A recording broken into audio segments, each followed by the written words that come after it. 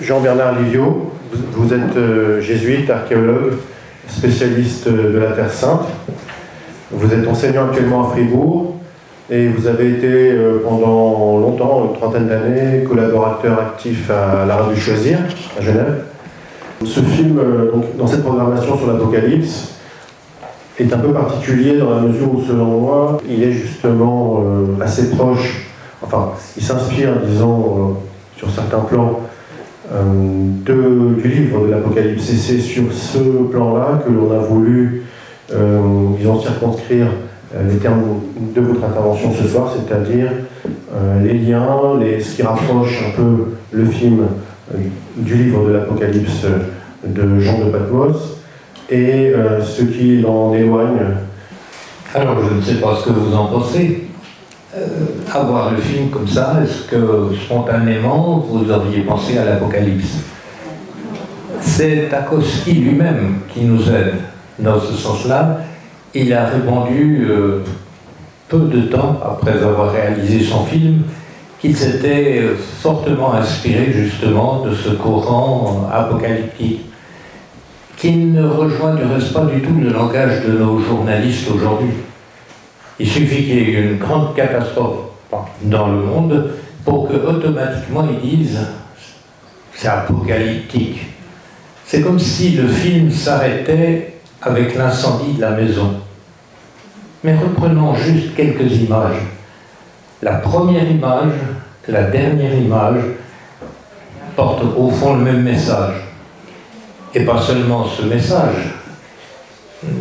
Dans le montage final de son film, Tarkovsky a voulu que le générique soit tout au début et pas à la fin, pour que vous compreniez, au cas où vous ne l'auriez pas vu, que la musique d'entrée est de Jean-Sébastien Bach, tirée de la Passion, et c'est cette super aria « Erbarme di, erbarme mi », pardonne-moi, prends pitié de moi. C'est un peu le ton qui est donné. Deuxième image qui nous est proposée, c'est l'adoration des mages. Ce tableau de Léonard de Vinci qui va revenir continuellement tout au long comme une sorte de référence, au point que pour finir, il n'a même pas besoin de s'arrêter sur l'image, il est là. Deux messages, un musical, un pictographe, pour nous expliquer ce qu'il veut nous donner comme message après. Est-ce qu'il a réussi? Je ne sais pas, c'est à vous de le dire, c'est à chacune et chacun d'entre nous de le dire, mais si je devais faire comme ça spontanément sur l'invitation de Patrick Bittard une comparaison entre les deux, je dirais qu'il y a une première similitude. Tarkovsky, l'auteur Jean de Patmos de l'Apocalypse, a besoin, pour nous dire la réalité, de passer par l'intermédiaire de clés. Et nous n'avons pas toujours toutes les clés. Le gros avantage, c'est que Tarkovsky a vécu encore peu de temps après son film. Il s'est expliqué de son film, il a écrit, il a donné des conférences. Malheureusement, je dis ça comme bibliste, Jean de Patmos n'est plus là pour nous donner ses clés. Mais dans un cas comme dans l'autre, ces clés ne sont pas là simplement pour dire voilà ce que Tarkovsky a voulu faire, voilà ce que Jean de Patmos veut faire, et ces clés sont là pour nous dire et vous? Est-ce que vous ressentez, lorsque vous voyez ces images, lorsque vous parcourez certains de ces épisodes ou de ces événements dont Otto, le facteur, attendez, vous permettez, un facteur, ça sert à quoi? Apporter des messages. Et un ange, c'est exactement la même chose. Angelo, c'est celui qui porte un message. Un ange, je ne sais pas si les vôtres portent une casquette de facteur, Otto n'en porte pas. Mais il se déplace à vélo. Il y a des peintres, Arcabas par exemple, qui nous font arriver l'ange qui ne veut pas être en retard, justement lors de l'adoration des mages, fait arriver l'ange à vélo. Vous voyez, il y a toute une culture évidente chez Tarkovsky qui ne veut pas réécrire un texte pour le Nouveau Testament, mais qui veut nous livrer sa propre interrogation. Et cette interrogation, c'est, au fond, est-ce que notre vie, est-ce que ma vie a du sens? Il y a une clé qui nous est donnée au tout début de l'Apocalypse, c'est très clair. Il s'agit de quelqu'un qui a été enfermé parce qu'il est témoin, parce qu'il est engagé dans sa foi. Il était dans ce camp où l'on ne ressortait pas. Si vous voyez l'île de Patmos au milieu de la mer Égée, vous savez qu'elle est loin de tout. Et donc on envoyait casser des cailloux à Patmos, nous dire qu'il a été enfermé et à cause de sa foi, c'est nous dire qu'il n'avait aucune chance d'en sortir. Or, il en est sorti puisqu'il nous a écrit 22 chapitres. La deuxième chose, c'est qu'il nous dit toutes sortes de drames qui se passent à son époque. Mais comme il est prudent, est-ce que c'est une façon de ménager sa communauté? Est-ce que c'est une façon de ménager les chrétiens en général? Il ne va pas nommer qui est l'adversaire. Si vous avez remarqué, Tarkovsky emploie le même type de langage. Il ne dit pas, on entend des avions en réaction, bien sûr, mais on ne voit pas l'écusson qu'ils porteraient sur leur carrosserie. On ne sait pas si cette guerre est imminente. On a même de la peine à comprendre au début que c'est un message radio envoyé par le Premier ministre pour dire attendez, ne bougez pas, mais est-ce qu'il y a de l'espoir? Et toute l'Apocalypse de Jean de Patmos, se déroule à travers chacune de nos peurs.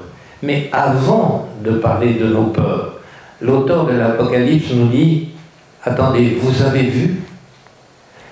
Parce qu'on voit beaucoup de choses dans l'Apocalypse, même si le langage habituel c'est Dieu dit, écris, oui, mais écris ce que tu vois. Et ça, c'est le langage étonnant que le cinéma peut rendre en jouant d'une part sur la couleur, d'autre part sur leur noir-blanc. Et la nuit en noir-blanc dans le film est très longue. Et la série des 7 catastrophes, parce que Jean va jouer sur le symbole du chiffre 7, des 7 catastrophes qui se passent, est régulièrement interrompue parce qu'il y a au-delà de ces 7 catastrophes, il y a toujours, par exemple, le ciel qui s'ouvre. C'est quoi le ciel? C'est la certitude que nous avons, par exemple, ce soir, dans cette salle, qu'il y a une possibilité d'en sortir, parce qu'il y a une porte par laquelle vous êtes entré. Mais il y a des jours où on se demande si on arrive à s'en sortir. Et à certains moments du film, on se dit, mais ça ne peut que tourner à la catastrophe. Or, l'auteur de l'Apocalypse veut justement nous communiquer cette certitude qu'il y aura toujours une sortie. Et cette sortie, elle nous est proposée par différentes figures, comme par exemple cette femme, très belle, illuminée par toutes les étoiles du ciel, par le soleil, par la lune, et qui met au monde. Étonnant ce petit bonhomme qui n'a pas de nom et qui ne sait pas parler. Et qui tout d'un coup, dans la dernière image du film, réapparaît pour ce qu'il est, à savoir un arroseur d'un arbre japonais, est capable de commencer à parler. Au commencement était, dans la traduction on a dit un mot, il faudrait avoir le courage, comme Jean de l'Apocalypse, au commencement était la parole. Oui, alors justement, ce personnage de l'enfant, donc est assez intriguant, muet, enfin sans parole,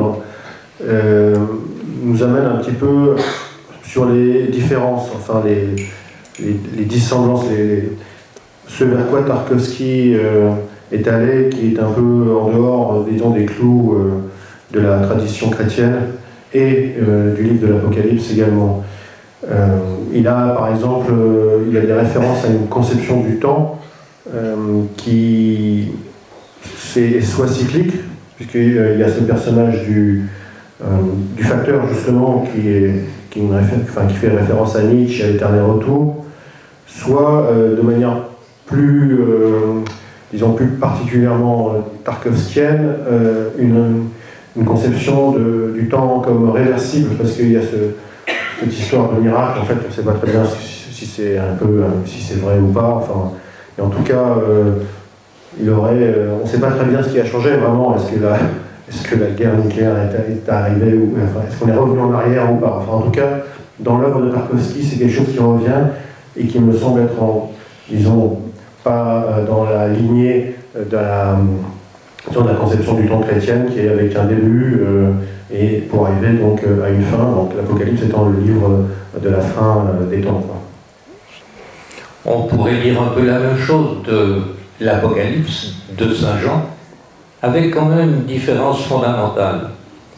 D'abord, il n'y a pas beaucoup de dates dans les 22 chapitres de l'Apocalypse, mais il y a une sorte d'imaginaire non comptabilisable de dire qu'il pourrait y arriver quelque chose dans 1000 ans. À cause de cette façon parfois un peu trop fondamentaliste dont on a lu l'Apocalypse, on s'est fait des peurs dans notre humanité, surtout européenne, en l'an 1000, et comme ça ne suffisait pas, on s'est refait des peurs le 31 décembre 1999, où on annonçait une catastrophe épouvantable. La catastrophe, est-ce que c'est parce que vous êtes là que nous pouvons tous dire que justement le but de l'Apocalypse n'est pas de nous annoncer une catastrophe. Le but de l'Apocalypse nous amène progressivement à dire oui, il y a des événements difficiles dans notre vie, mais ces événements progressivement sont comme autant de portes que l'on considérait fermées et qui s'ouvrent. Et vous avez cette expression extraordinaire dans le chapitre 20, donc on est presque à la fin de l'Apocalypse, où toutes les portes qui nous enfermaient sautent. Et j'aime citer, pour moi, celui qui reste un grand théologien, même si vous ne le classez peut-être pas dans cette catégorie, il s'appelle Georges Brassens.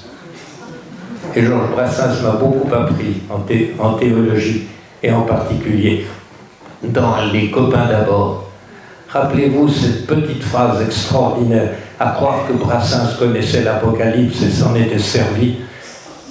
Il dit que cette mort de ceux qui sont en train de naviguer et qui sont jetés par-dessus bord parce qu'on ne peut pas les enterrer sur le bateau, il dit de ses copains, et jamais dans l'eau son trou ne se refermera. Ça, c'est ce message extraordinaire que Brassens savait faire passer, que le livre de l'Apocalypse nous donne. C'est la mort de la mort. Et s'il n'y a plus de mort, chers amis, alors on vit merveilleusement bien. Merci beaucoup. Merci.